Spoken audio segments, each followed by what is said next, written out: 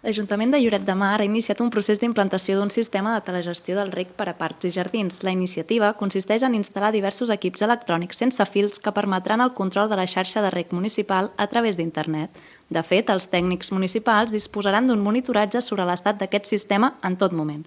Aquest mètode els permetrà administrar els recursos de manera més eficient.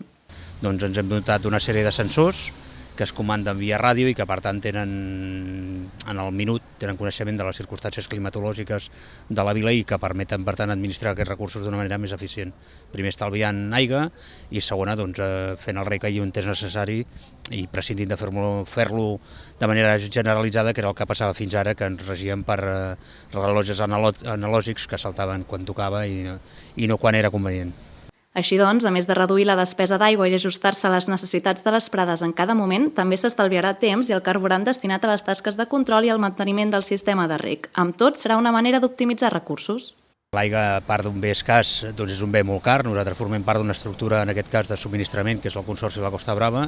També, fins i tot per lo que és a les administracions, se'ns ha incrementat molt el preu i aquest preu a sobre ve gravat per un cànon de la Generalitat, el cànon de l'ACA, l'Agència Catalana de l'Aigua, i evidentment tots aquests recursos que podem estalviar en aquesta faceta els podem invertir en d'altres que seran més de profit pels nostres ciutadans.